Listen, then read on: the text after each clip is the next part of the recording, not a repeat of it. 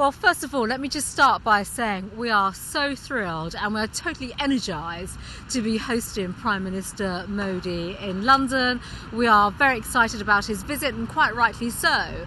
So you asked me what is top of the agenda. Well, this is the reason why we're thrilled to have him here, because it's people. It is the people-to-people ties. You know, I'm the Prime Minister's Indian diaspora champion. And of course, it's the depth of our ties, the strength of our relationship, the people-to-people, the history, the culture, the communities. The bringing of the two great countries together is very much at the top of this agenda. And from there will flow, you know, great discussions, bilaterals between the two Prime Ministers, obviously business engagement, community engagements, and plenty of other very good and substantial discussions as well. From the business side, you know, there are a lot of expectations from this meeting and this visit. You know, they're talking about billion-dollar deals being struck. The numbers floating around are $15 billion worth of deals being inked in the sectors of civil nuclear, aviation, as well as defense.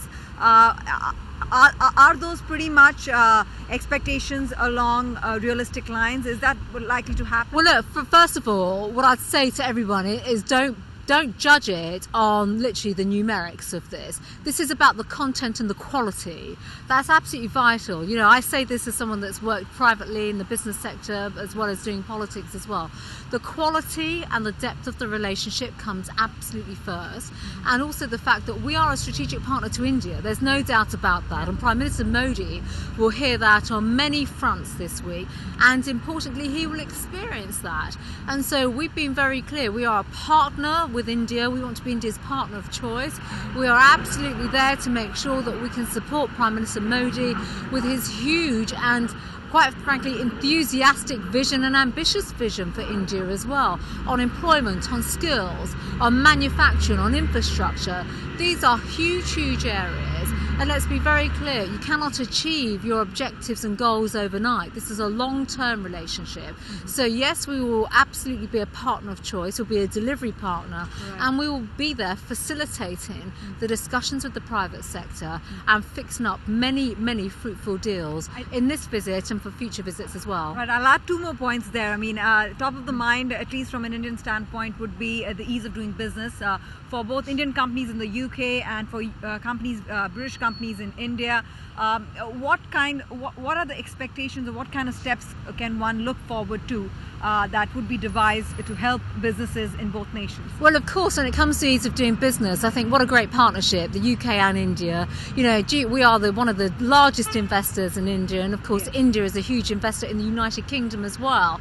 So bringing best practice, shared learning when it comes to the ease of doing business, less regulation, less red tape, you know, really cutting away the layers of bureaucracy. And also importantly, if you look at big infrastructure projects, you know, big projects, the things that Prime Minister Modi wants to commission for his country, we absolutely have the skills, the experience in undertaking much of the work when it comes to feasibility, project management. So understanding that ease of setting up projects, doing business, working in partnership and collaboration is absolutely crucial. And we will be the forerunners in this for India. I can absolutely promise you that. And also perhaps looking at investment in infrastructure projects in India. Do you think that would also be on the table? Well, naturally, of course, because the scope of infrastructure investment in India, the scope for it is absolutely enormous.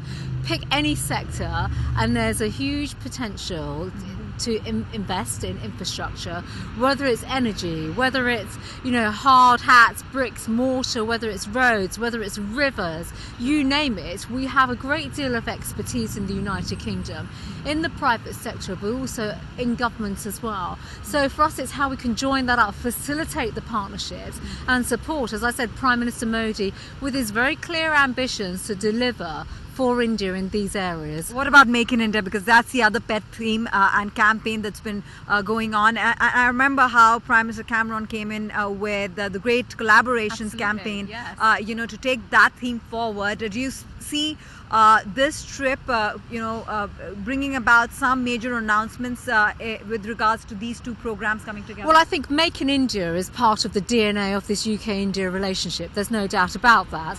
And literally not that long ago, 2 months ago at the G20, I signed a deal with the Indian Labour Minister as well on skills. How we can focus on skills for young people. India has a famously young population. Education and skills are absolutely crucial to achieve Make in India as well. So it is part of that greater collaboration, bringing businesses on board, but sharing the examples of skills initiatives, apprenticeships, programs, all the things we do so well in the United Kingdom, and how they can apply to India and the Indian economy. Find us on Facebook at facebook.com/ETNow and don't forget to click the like button. You can also follow us on Twitter at ETNowLive. To stay updated with all our programming, hit the subscribe button on our YouTube channel by logging on to youtube.com/user/ETNow.